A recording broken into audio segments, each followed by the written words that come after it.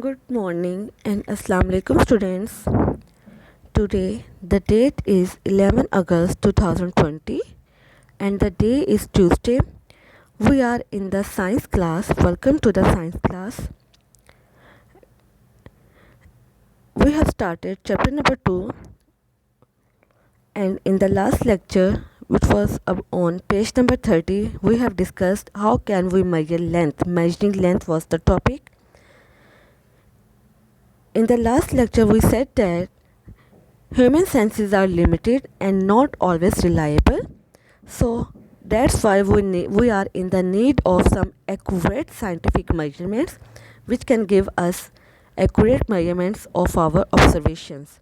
For this purpose, we have to use some instruments for measuring length. Today, we are going to discuss instruments for measuring length, page number 32. Lengths can be measured with the meter rule, half meter rule, measuring tapes or vernier calipers. Highlight this point. There are four methods by which we can measure length: meter rule, half meter rule, measuring tape or vernier calipers. First of all, we will discuss about measuring tape. It is the common measuring tape which are mostly used in the house constructions and can also be used by the male for measuring different types of the lengths. Measuring tapes can be used to measure distances or lengths of up to several hundred meters. For example, they are used to measure the distance an athlete throws discus or javelin.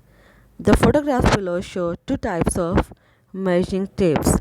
यहाँ पे आपके पास two types यहाँ पे दिखाई गई है, ठीक है। फिगर 2.11 में आपके पास दो तरह के मेजरिंग टेप्स दिखाई गई हैं, ठीक है।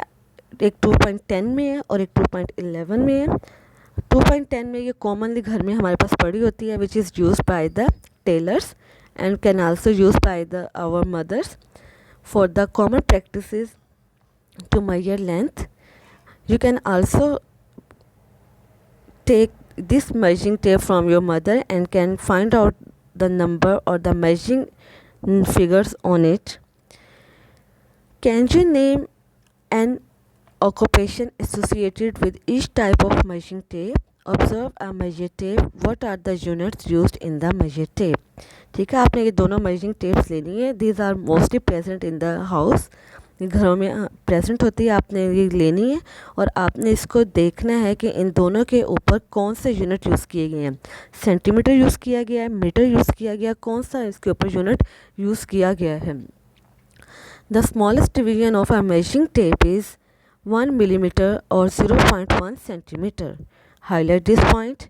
Thus, it has an accuracy of 1 millimeter or 0.1 centimeter. Highlight करना इस point को. Next is the meter rule or half meter rule.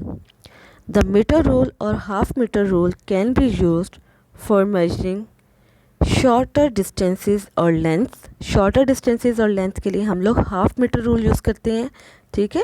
जबकि अगर हम लोगों ने सेवरल 100 मीटर्स के अगर हम लोगों ने लेंथ मेजर करनी हो तो उसके लिए हम लोग मेजरिंग टेप यूज़ करते हैं. They are commonly used in the laboratory. The metre rule and half metre rule measure length in centimetre with an accuracy of 1 millimeter or 0.1 centimeter. Highlight करें इस पॉइंट को. Figure 2.12 the metre and half metre rule. ये आपको metre और half metre rule यहाँ पे दिखाए गए हैं. Readings cannot be more accurate than the smallest division on the scale of the measuring instruments. They should be recorded in their correct units. For accurate measurements using the meter rule or half meter rule, the eye must be placed vertically above the mark being read. If the eye is wrongly positioned, incorrect readings due to parallax error will be obtained. Parallax error is an error in an instrument because the eye is not placed in the correct position when taking a reading. Highlight करें इस definition को। इस paragraph में ये बताया गया, अगर आप देखें, अगर आपके सामने स्केल ही अगर आप अपने सामने रखें तो स्केल में कितनी आपको माइन्यूट लाइंस नज़र आ रही हैं, ठीक है, छोटी छोटी लाइंस आपको नज़र आ रही हैं। तो इन छोटे छोटे लाइंस को काउंट करना हमारे लिए बहुत ज़्यादा मुश्किल हो जाता है, या हम इसको रॉन्ग कैलकुलेट कर लेते हैं, मेजर कर लेते हैं, जब हमारी आई और हमारे स्केल का जो डिस्टेंस है या स्केल या दोनों की पोजीशन हमारे पास करेक्ट नहीं होती। जब दोनों की पोजीशन हमारे पास करेक्ट नहीं होगी तो हम लोग हमारी जो रीडिंग है वो भी गलत आएगी। सपोज टेल कि if you want to measure or if we have the anything which is about the length of 20.5 centimeter, but when the position of our eye and the meter rule is wrong, we may calculate its 20.4 or 20.6 while the actual reading is 20.5 centimeter.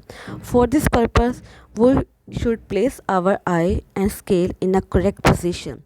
Such type of the error which is due to the wrong position, जो wrong position की वजह से आते हैं उससे हम लोग पैरेलक्स error बोलते हैं। ठीक है, पैरेलक्स एरर क्या होता है? ऐसा एरर जब हमारे स्केल की पोजीशन, हमारी आई की पोजीशन और स्केल की पोजीशन दोनों आपस में मैच नहीं कर रही होती, उस कंडीशन को हम लोग पैरेलक्स एरर बोलते हैं। क्लियर है?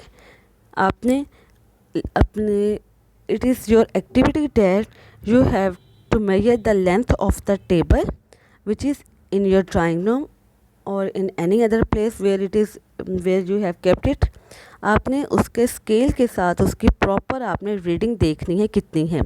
ठीक है, तो इसके लिए आपकी आई की पोजीशन और आपकी स्केल की पोजीशन दोनों करेक्ट होनी चाहिए।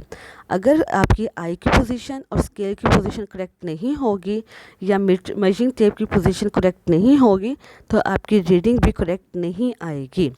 आपके पास डिफरेंट यहाँ पे लेंथ होंगे। ठीक है, in your drawing room you have sofa set, table set, anything else which can whose length can be measure. आपने उसकी लेंथ को मेजर करना है और आपने फिर देखना है कि इसकी लेंथ कितनी आती है। You can use your measuring tape, you can use your scale. अब यहाँ पर देखें कि आपके पास नीचे फिगर 2.13 दी गई है। 2.13 में आपके पास स्केल है और एक बुक है। ठीक है, उसकी लेंथ उन्होंने मेजर की है। सेंटर में आपको जो फिगर नज़र आ रही है वो कह रहा है जिसकी करेक्ट रीडिंग है वो 20 सेंटीमीटर है, लेकिन आपके अगर लेफ़्ट साइड पर अगर आपको बॉक्स नज़र आ रहा है तो वहाँ पर वो उसकी रीडिंग 19.9 सेंटीमीटर बता रहा है, रॉन्ग रीडिंग बता रहा है 19.9 centimetre, which is due to the parallax error. Parallax error क्या थे? ऐसा एरर जिसमें हमारी आई की जो पोजीशन थी वो करेक्ट नहीं थी। अब आपके सामने ये पोजीशन जो करेक्ट है कि आपने स्केल को और अपनी जो मेजरिंग चीज़ है आपके पास, जो भी आप इसका आपने मेजर करनी है वो बिल्कुल आपके सामने होनी चाहिए। ठीक है, साइड्स पे पड़ी नहीं होनी चाहिए, जैसे ये आपको राइट और लेफ़्ट बॉक्स में दिखाया गया है कि आपकी आइज़ की पोजीशन है वो साइड पर नहीं होनी चाहिए, बल्कि वो आपके बिल्कुल सामने आपके फ्रंट पे होनी चाहिए।